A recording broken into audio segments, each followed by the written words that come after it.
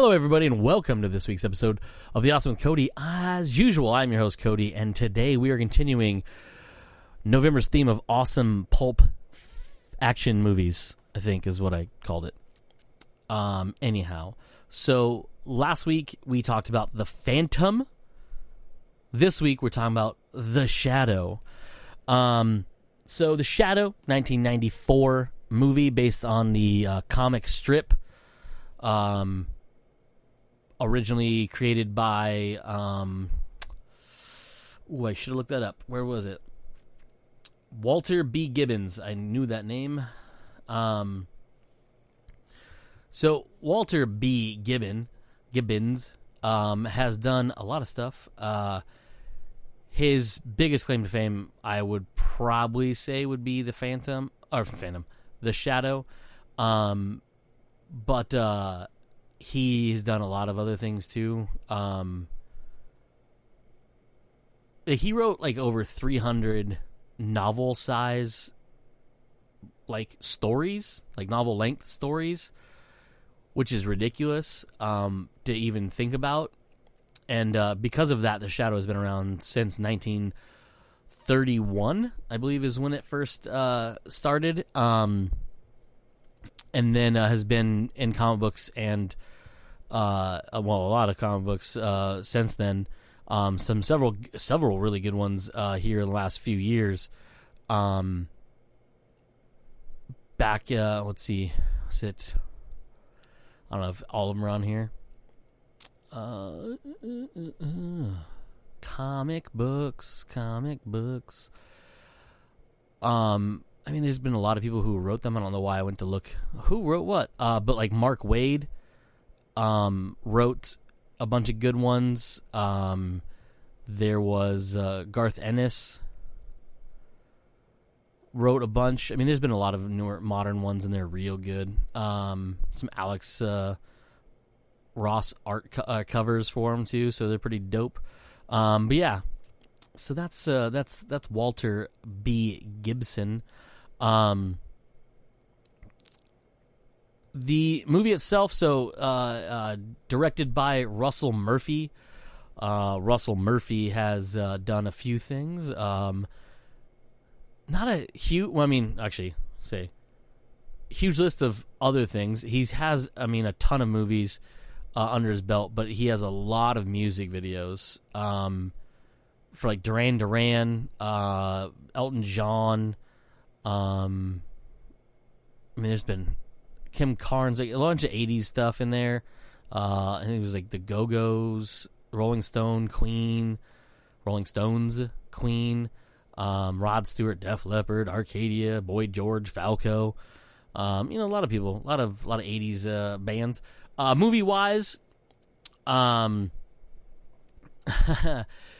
so there's been, he did a lot of music videos too, but movie-wise, he did Ricochet with Denzel Washington, John Lithgow, Ice-T, Kevin Pollak, Lindsay Wagner. That movie's pretty dope. He did Highlander and Highlander 2, The Quickening. So if you remember me talking about Highlander, this is the dude that did it.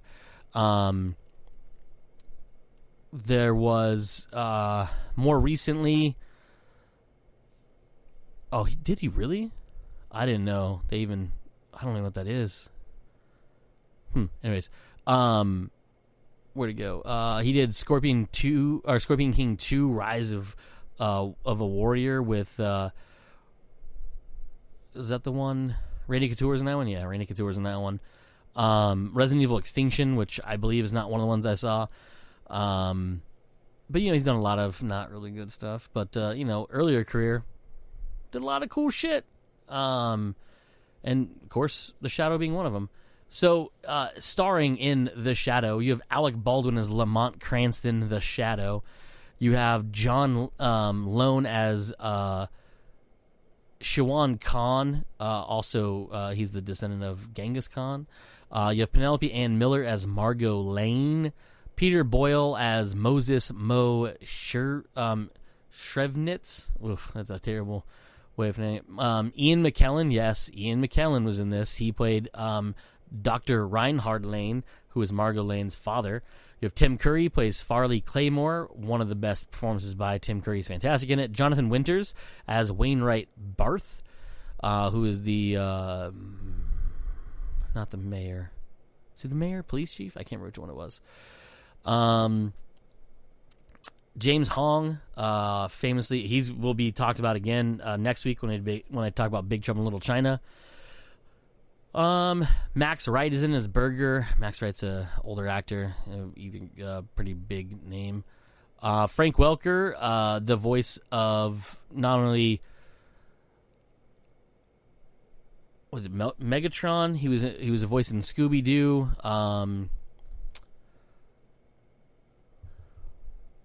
Soundwave. Hold on, I'm gonna pull it up. He's done so many things ridiculous. Does a lot of dog noises. That's weird. Where are we at here? He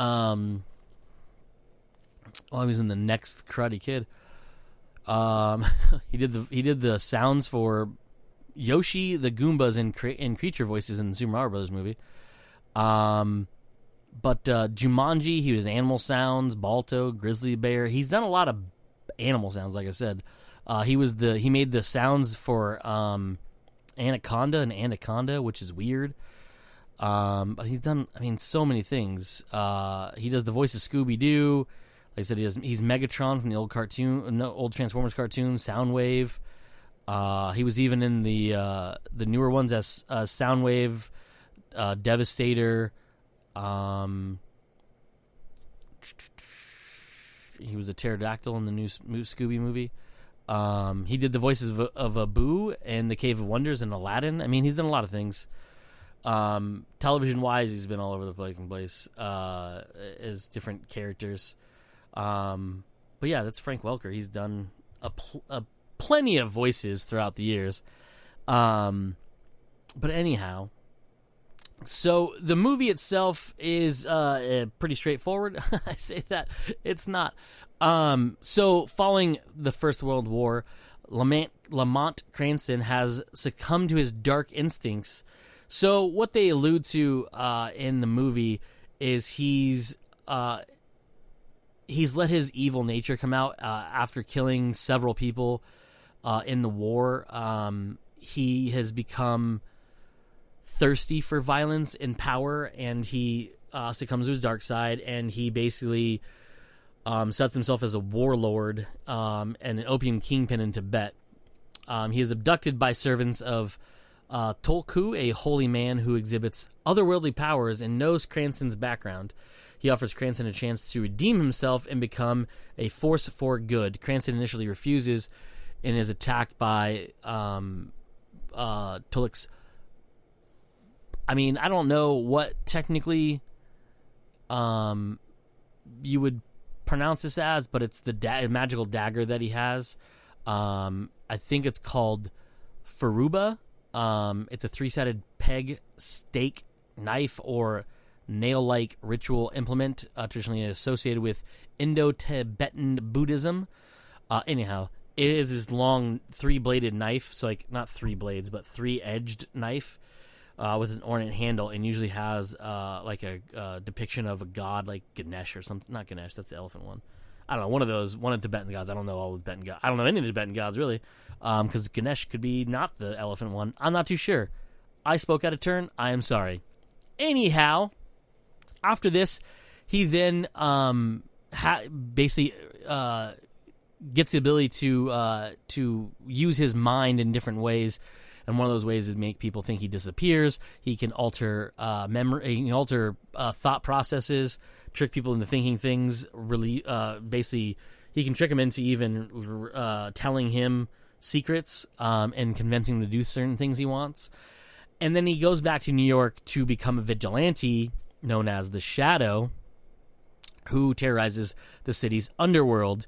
He recruits people that he saves and uses them as his agents to call upon them when he needs their help. He has all sorts of them. He has a network of ways, and he has this signet ring that he gives them that will essentially contact them when he needs their assistance for some reason. Well, he runs into Margot Lane, where he finds out that she's also a telepathic, just like he is. She's not as an adept at it as he is, but he finds out that she has abilities much similar to his, and so he basically kind of gets her away from him so he can do his own thing, because he's afraid of she's a distraction in a way, mainly because he starts to fall in love with her. And then he finds out that her dad, along with some other scientists, have created an atomic bomb, and an evil person. The person is Shiwan Khan, the bad guy, played by John Lone, has basically kidnapped her father and basically convinced him to make this bomb for them, as well as he convinced Tim Curry's character, Farley Claymore, to be his right-hand man and go out and about. And Shiwan Khan knows of the Shado. He knows what it is. He actually is wielding the mystical flying dagger, and he's hoping to, utilize that. He along with Margot, Lamont finds out that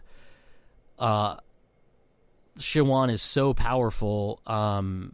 He has actually convinced all of New York that this big elaborate hotel has disappeared. Everyone forgets that it's there, and there's this big empty lot. And he keeps trying to think about it, but it's clouded in his mind, so he can't. And then eventually he breaks it, and him and Margot go after her father and the bomb, and fight evil. And it's pretty cool. It's a pretty fun movie. Some pretty hammy acting, but it's also that's the time period they're going for, which I don't know. It's always when you see a lot of these movies, much like I talked about last week with The Phantom, I don't know if it's a directorial choice or a writing choice or an acting choice, but they always seem to be this very hammish way of acting and very, set to be like the old movies, which I think is just the fact that those older movies just had terrible actors in them. But anyhow, it's a really fun movie. There's some pretty good action scenes in it. Again, much like last week's movie, it is older, so the video quality, you may not get a great quality of it. And the cinematography is not the best in this one. There's a lot of weird shots, but that's not that bad. But anyhow, yeah, that's it. And part of it, if you don't know the lore of the Shado, later on, Margot Lane becomes a character named as the Ghost, and she fights alongside White Ghost, I think, is one point. And they're like, oh, we can't call her that.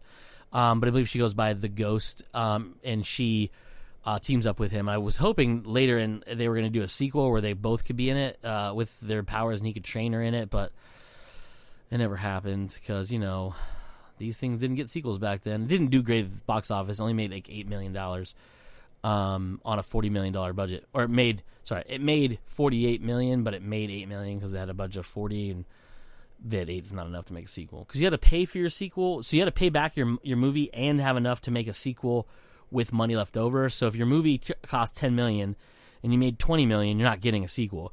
But if you made a movie for $10 million and you make back like $50 or $60 million, that means you've paid back your $10 million. You have $50 million to go on, which gives you they'll double your budget, so you'll another $20 million. So that leaves you with $30 million to be good with, and then, hopefully make a sequel. That's basic Hollywood math, and I've talked about that before on here as well as on the main podcast with the fellas. But yeah, that's basically it. I ended up watching this I have this on iTunes? No, wait. I can't remember. I think I have the Blu-ray. I don't know. It doesn't matter. You can watch it. It's on streaming services pretty much anywhere. You probably have to pay for a rent if you want to. I don't know. I didn't see it on any services, and I think I have almost pretty much all of them. But yeah, that's about it. Check it out if you want some fun action with an interesting story. Not a very deep story, but it is there.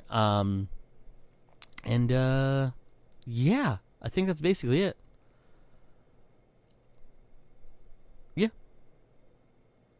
that's it for this week's episode of The Awesome with Cody. As usual, I have been your host, Cody, and like I always say at the end of these, let's be awesome.